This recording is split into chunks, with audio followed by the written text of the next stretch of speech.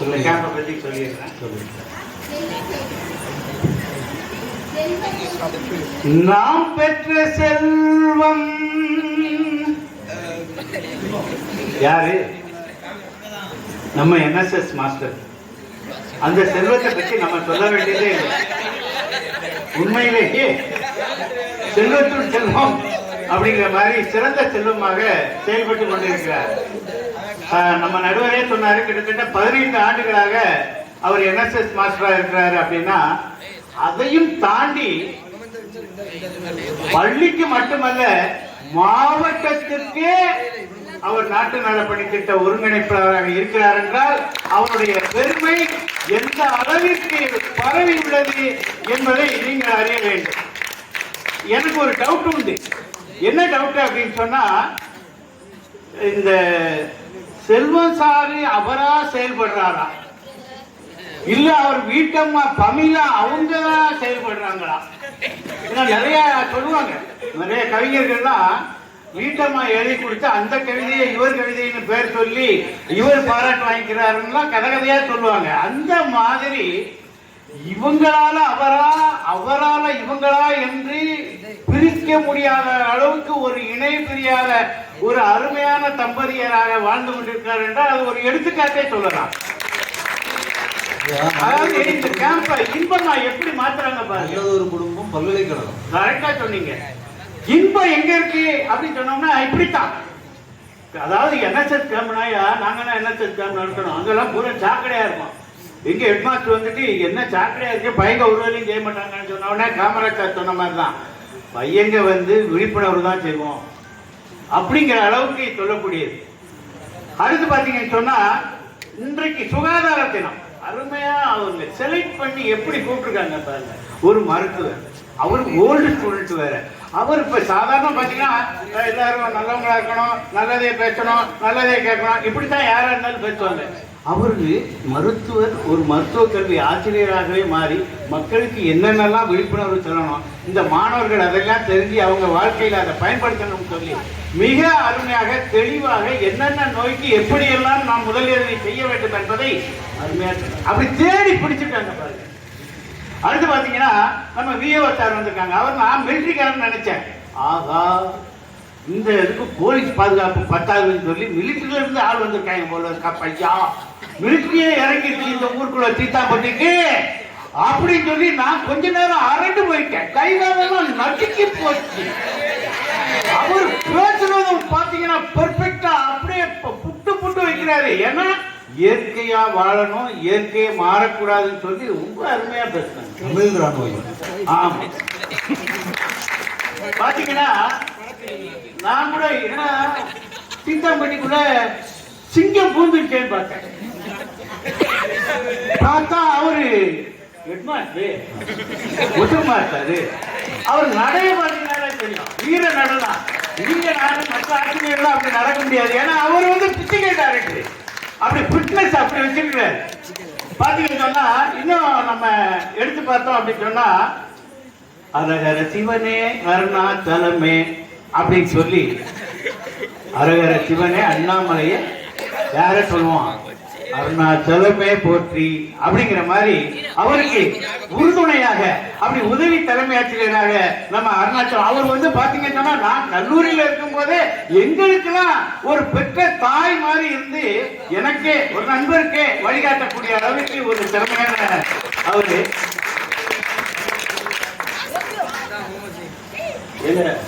இங்க முன்னாடி கூட யார் என்ன உட்கார்ந்துருக்குன்னு பாத்தீங்க, மத யானை கூட்டம், ஒவ்வொன்றும் மத யானைகள். அவங்க அம்மா அப்பா அனுப்பும் போது அப்படியே மத யானைகளை அனுப்பி வச்சாங்க பூரா. ஆனா இவரு நம்ம செல்வம் சாரும் அந்த பமீரா மேடமும் பாத்தீங்கன்னா பூனைக்குட்டியா அப்படி அப்படி செல்லவா அப்படி வானா வருது போனா போகுது, உட்காருனா உட்காருது, தூங்குனா தூங்கி. இன்னைக்கு ஐயா பாத்தீங்கன்னா காமராஜாரு என்ன செஞ்சு வச்சுட்டாங்க, யோகா ஆரம்பிச்சாங்க. நல்ல யோகா அவங்க பாருங்க, சந்தோஷத்தை பாருங்க, நல்லா தூங்க விட்டாங்க ஐயா அப்படிங்கிற அளவுக்கு அவங்க மனசு அப்படியே பண்படுத்திட்ட. ஆரம்பிக்கும் போது விஜய் அஜித்து தான் பெருசுன்னு இருந்த மனசை அப்படி வாழ்க்கையே என்னவா மாத்திட்டாரு, அப்பா அம்மா தான் பெருசுன்னு பைக்கெல்லாம் அப்படியே கண்ணீர் விட்ட அளவுக்கு வந்துட்டான். அப்படி ஒரு அருமையான மாணவர்கள் இன்று மதையானை போன்ற உள்ள மாணவர்கள் அருமையான மியாம் பூனைக்குட்டி மாதிரி அவர்களை மாற்றி வைத்து விட்டார். இப்ப வீட்டுல போய் என்ன ஆக போறீங்களோ 2 பேரும் இப்படி எங்க சிங்க மாதிரி மதையான மாதிரி வந்தார்கள் அப்படின்னு. அப்புறம் நான் தேடி பார்த்தேன், என்னடா தீத்தாம்பட்டி கிராமத்துல மக்களே காணுமே, ஆளே இல்லையோ அப்படின்னு பார்த்தா வீட்டுக்கு வாசப்படி இருக்கு. பாருங்க பாருங்க, ஒவ்வொரு படியிலும் கூட்டமா இருக்கு. பாருங்க பாருங்க, இப்படி இந்த அருமையான ஊர் இந்த தீத்தாம்பட்டிக்கு இதுக்கு முன்னாடியே நான் வந்திருக்கிறேன். சார் அவங்க கேம்ப் எங்க போடணும்னு கேட்டாலே தீத்தாம்பட்டி தான் சொல்லுவாங்க. அந்த அளவுக்கு ஒரு சிறந்த ஊர், அருமையான ஊர். இயற்கைனா நடுவர் அவர்களே, இயற்கைனா அது நம்ம தீத்தாம்பட்டியில தாங்க இருக்கு. அப்படியே வரப்போதே பாத்தீங்கன்னா ஒரு குளம், ஆமா. இவரு வேற ஒண்ணும் இல்லைங்க, இந்த நம்ம பேசிட்டு போனார்ல அவர், எனக்கு என்னமோ ஒரு டவுட்டு, இந்த சொல்லுவாங்க பாருங்க, இவரை பெற்றுத்தான் எடுத்தாங்களா இல்ல செஞ்சுதான் வச்சாங்களா அப்படிங்கிற மாதிரி இவர் குளோனிங்கா வந்திருப்பாரோ இல்ல இயற்கையா பிறந்து வந்த மாதிரியே பேசல பாருங்க. இயற்கையா என்னன்னே தெரியல பாருங்க. அவர் இயற்கையை காணலாம், தேடுறாராம், ஐயா தேடுறாராம், வளர்ச்சி தேடுறாராம். இப்படி அவரை பிறந்ததே இயற்கைங்கிறத மறந்துட்டு பேசுறாரு. அவர் வீட்டை சொல்லிட்டான், கார் வாங்கணும். பிறகு கார் வாங்கிட்டார், வீட்டை சொன்னா கேட்கணும்ல. அப்புறம் பார்த்தா ஆஸ்பத்திரிக்கு அலையிறார். அங்க டாக்டர் என்ன சொன்னாருன்னு கேளுங்க, நீங்க கார்ல போக கூடாது, நடந்துதான் போனோம், அப்பதான் சுகர் உங்களை விட்டு ஓடும் அப்படின்னு. உண்மையா இல்லையான்னு கேளுங்க நடுவரையா, கேட்டுருங்க. அதெல்லாம் இவரு மாத்த முடியாது. பாத்தீங்கன்னா நடக்குது இந்த ட்ரெட்மில், அவருக்கு சுகர் வெளிப்படுத்துறீங்க. அங்கங்க வீட்டுக்குள்ளேயே சைக்கிள் ஓட்டுற மாதிரி ஆட்டச்சங்க பூரா ரிப்பேரா போய் தான் உட்காந்துருக்கு. இதுல ஒரு டாக்டர் என்ன பண்ணிட்டாரு, அவர் வாங்கினது யூஸ் எல்லாம் போச்சு, என்னடா செய்யன்னு பார்த்தாரு. ஆஸ்பத்திரியில் வச்சிருக்காருங்க. அதை வர்ற பேஷண்ட்டுக்கெல்லாம் நம்ம ஸ்கேன் எடுப்போம், அதை எடுப்போம்ல, அதையும் தாண்டி இந்த ட்ரெட்மில்ல ஓட விடுறாரு. அதுக்கப்புறம் மயக்கம் போட்டு கொடுத்துருந்துங்க, அதுக்கு ஒரு தனி சார்ஜா. எப்படி பாருங்க அந்த ட்ரெட்மில்ல எப்படி காசாக்குறாரு பாருங்க. இப்படி ஓடும்போது வாங்கி விழுந்தாரு அந்த மிஷின் சார். நீங்க அதை பார்த்துருக்க மாட்டீங்க, அது வந்து சைக்கிள் மாதிரி. அது ஓடும்போது அந்த பில்லை பார்த்து தான், பில்லை பார்த்தா அது முதல்ல அப்படி தெரிஞ்சிருச்சு. அருமையா பையன்கிட்ட சொன்னேன், தம்பிகளா உங்களுக்கு எது பிடிக்கும், இங்க பூரா அருமையா தீட்டாம்பட்டி நீங்க கிராமம் நினைக்கீங்க, குழாய் பிடிக்க வேண்டியதாடா, அறிவியல் சிறப்பின் தன்மையாக இப்படி செயற்கையாக அங்கே குழாய் போட்டுக்காங்க. இல்ல சார், நாங்க இயற்கைக்கு தான் போவோம் அப்படின்னு அருமையா குளத்துல போய் பூரா கலரா வந்துட்டாங்க. அப்படியா வீட்டுல போய் பார்த்து இந்த மாதிரி கலர் மாதிரி இருக்கு, தீட்டாம்பட்டியில என்ன செஞ்சாங்க அப்படிங்கிற அளவுக்கு. வேற ஒண்ணு இல்ல நடுவர் அவர்களே, சோப்புக்கு போடல இல்லையா? ஆமா, ஐயோ ஐயா, இயற்கையில குளிக்கும் போது சோப்புக்கு இடமே கிடையாது. குற்றாலத்துல போய் ஒருத்தர் சோப்பு போட்டு குளிச்சா அப்படின்னா அந்த குற்றாலத்துக்கே போற லாய்க்கு கிடையாது. அப்படியே அந்த இயற்கையில அந்த அருவி எல்லா அழுக்கையும் தூக்கிட்டு ஓடிடுங்க. இயற்கைனா என்னன்னு தெரியாத இந்த மாதிரி காமராஜர் மாதிரி ஆளுகளை போய் இவரெல்லாம் குற்றாலத்துக்கு வந்தோம்னா அங்க ஒரு தொம்பு கொண்டு வருவாங்க. ஒரு தொம்பை கொண்டு வந்துட்டு ஒரு ஓரத்தில் உட்காந்துட்டு மொதல் இவரெல்லாம் நம்ம பேச விட்டு இதையும் நம்ம கேட்டுக்கிட்டு இயற்கை சொம்பு தான் அவருக்கு. ஆமா, இன்னும் பாத்தீங்கன்னா வேற ஒண்ணும் இல்லை நடுவர். இவர் சொல்றாரு பூராமே செயற்கை, எல்லாமே செயற்கை, அடுப்பு செயற்கை, சாப்பிடுற செயற்கை. என்ன சொல்ல போனா அவரு சாப்பிடுறது கூட ஸ்பூன்ல சாப்பிடுவாராம். ஸ்பூன்ல? ஆமா, இயற்கைக்கு வாட்டாமா, அவர் செயற்கை தான் வாடுமா. ஸ்பூன்ல கேட்டா சூடா சாப்பிடுறாராம். Born with silver spoon, born with silver spoon. அந்த மாதிரி இப்படித்தான் நானே அங்க ஜெய்ப்பூர் போயிருந்தோம். அங்க எல்லாரும் ஸ்பூன் வச்சுதான் சாப்பிடுறாங்க. ஜெய்ப்பூர்ல நான் போனேன் ஹோட்டல்ல, ஸ்பூனை அப்புறம் தூக்கி போட்டு கையை வச்சுட்டாங்க. அவ்வளவு பேரும் சிரிப்பி இவர மாதிரி ஆளுகளா இருந்தா எப்படி இருப்பான், கேவலமா சிரிக்கான். அப்பதான் நான் என்ன சொன்னேன், मेरा हाथ अच्छा हाथ है, मेरा हाथ என்னுடைய கை अच्छा हाथ है, இந்த கை இருக்கே, அந்த கையிட்டு சாப்பிடும் போது அந்த அந்த விரல்கள் வந்து அந்த இதழ்களை தொடும் நடுவர் அவர்களே. அப்பதான் சாப்பிட்டா அப்படி சாப்பிடும் அப்படி சாப்பிட்டா தான் சாப்பிட்ட மாதிரியே இருக்கும். வாழ்க்கையில ஒரு நம்பிக்கை பிறகு அவன் என்ன செய்யணுங்கிறான், சாப்பிடும் போது எச்சு ஊறணுங்கிறான். அப்படி சாப்பிட்டா தான் செமிக்குங்கிறான். சாப்பிட தெரியாம இவர் கூட உட்காரா, அது இந்த பக்கமோ உதட கிழிச்சிருது நடுவர் அவர்கள். போச்சு சாப்பிடாரு. ஆமா, இதுல போர்க்கு அது குட்டி சாப்பிடுவாருங்கிறது அந்த போர்க்க வச்சுட்டான். அது நூடுல்ஸ். ஆமா, இதுல பாத்தீங்கன்னா இவரு எல்லாருமே போலியான வாழ்க்கை வாழ்ந்து கொண்டிருக்காரு. போலியான வாழ்க்கை. இவர் சொன்னாரே கார் வாங்கணும்னா அதெல்லாம் என்ன இது, இவர் கார்ல போகக்கூடாதுன்னு டாக்டர் சொல்லிட்டாரு. இவர் கார் வாங்கினாருன்னா அதான் பவுச்சுக்கு வாங்குறது தானே. பவுச்சுக்கு இப்படி போய்க்கிறது, வேற ஒண்ணும் இல்லை நடுவர்களே. இன்பம் இப்ப நம்ம வாழ்றது வந்து சாதாரண வாழ்வு, எல்லாரும் தான் வாழ்ந்துகிட்டு இருக்கோம். எல்லாரும் எந்திக்கிறோம், எல்லாரும் சாப்பிடுறோம், எல்லாரும் தூக்குறோம், இதுதான் வாழ்க்கை. ஆனா இன்பமான வாழ்வு, இதுதாங்க தலைப்பு. வாழறோமா இன்பமான வாழ்க்கை வாழ்றோமா? இன்பமான வாழ்வு, அழுத்தம் இல்லாம அருமையா சொன்னாங்க. இன்பம் எங்கே, இன்பம் எங்கே, இன்பம் எங்கே என்று தேடி எங்கிருந்த போதும் செயற்கையா மூஞ்ச வச்சு. ஆமா, எங்க வீட்டுலாம் நீங்க சாப்பிடுவீங்களாக்கும். சாப்பாடு ஒரு மனசு கிடையாது, ஆனா பேச்சு எங்க வீட்டுலாம் நீங்க சாப்பிடுவீங்களாக்கும் அப்படின்னு.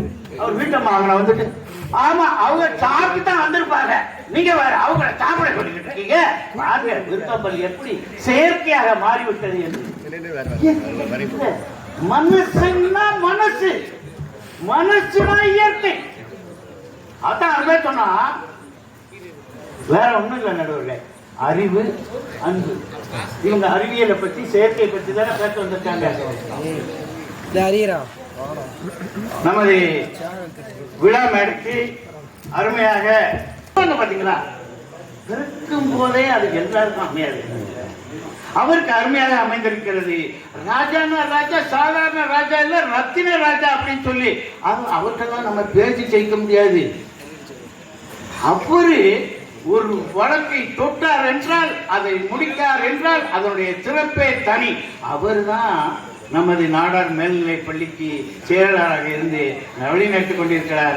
அவரை நாம் அனைவரும் வருகை என்று எப்படி வரவேற்க போகிற மாணவ சொல்லுங்களே. ரெடி, 1 2 3, 1 2 3, 1 2 3, 1 2 3. இப்படி அதையும் 3 தடவை வச்சிடலாம். பார்க்கிறேன், அவரை ஸ்கூல்ல பார்த்திருப்பாங்கல்ல, திரும்ப திரும்ப அவருக்கு ரசிகர் பண்ற மாதிரி ஆயிருக்காங்க. ஆக வேற ஒண்ணும் இல்லை. இன்பம், இன்பம்னா என்ன, நிம்மதி. அருமையா பாடுறாங்க. எல்லா இடத்துலயும் எங்க போனாலும் எங்கே நிம்மதி, எங்கே நிம்மதி, எங்கே நிம்மதி, எங்கே நிம்மதி, அங்கே எனக்கு இடம் வேண்டும், அங்கே எனக்கு இடம் வேண்டும். பாத்தீங்களா நடுவர் இன்பத்தை கண்டுபிடிக்க முடியாம எப்படி திணறாங்க அப்படின்னு சொல்லி, இன்பம் எங்கே, இன்பம் எங்கே என்று தேடி அப்படின்னாங்க. இப்ப பாருங்க பாருங்க, எங்கே நிம்மதி, எங்கே நிம்மதி தேடி பார்த்தேன், அட எங்கேயும் இல்ல. இப்ப யாரோ வந்தாங்க, அட என்னென்னமோ சொன்னாங்க, அட என்ன சொல்லி என்ன செய்ய நிம்மதி வருமா? மனுஷனுக்கு நிம்மதி வருமா? வாழ்க்கைக்கு இன்பம் வருமா? இவங்க சொல்ற செயல், அந்த செயற்கையில இன்பம் வருமா? இவர் அருமையா சொன்னீங்க. இவங்க செயற்கையில எதை நீங்க பயன்படுத்துறீங்களோ ஐயா, உங்களுக்கு நோய் ஒட்டி கிழிச்சுன்னு அர்த்தம். ஒரு கடவுள் வந்தார் அப்படின்னு சொன்னா, நீங்களா இருந்தாலும் நானா இருந்தாலும் என்ன வரம் கேட்பீங்க அப்படின்னு சொன்னா, ஒண்ணு அடுத்த பிறவி வேண்டாம்னு சொல்லுவோம், அது வேற. ஆனா இந்த பிறவியில நோயற்ற வாழ்வே வேண்டும், சுகாதார வாழ்வே வேண்டும், இன்பமான வாழ்வே வேண்டும். அப்படி இன்பமான வாழ்விற்கு இயற்கையே வழிகிறது. ஒரு டாக்டர்லாம் கைவிட்டாருங்க, இது தேராது, பிழைக்க வைக்க முடியாதுன்னு சொல்லி சாத்தூர் பக்கத்துல உப்பத்தூர், உங்களுக்கு தெரியும், அந்த பக்கம்லாம் வேலை பார்த்துருக்கீங்க. அருமையா பூரா வேப்ப மரமா அங்க வச்சு 10 நாள் உள்ள போட்டு விட்டாங்க. 10 நாள் எதுக்குள்ள இருக்காரு? வேப்ப மரம் தோப்புக்குள்ள இருக்காரு. வேற ஒண்ணும் கிடையாது ட்ரீட்மெண்ட். 10ஆம் நாள் கழித்து அப்படி ஜம்முடி இடம் கொட்டிய சிங்கக்குட்டி மாதிரி அவாடுக்கு போகுது. இயற்கையான காற்று. வேற இல்லை, இவங்க சொல்றாங்கல்ல, இந்த ஃபேனை ஏசி காற்றை விட மொட்டை மாடியில படுத்து தூங்கி பாருங்க, அத காத்து இருக்கேங்க, அதெல்லாம் இயற்கையை அனுபவிங்க என்று கூறி, இயற்கை தான் இன்பமான வாழ்விற்கு ஒரே வழி என்று கூறி என்னுடைய பேச்சை முடிக்கின்றேன். நன்றி.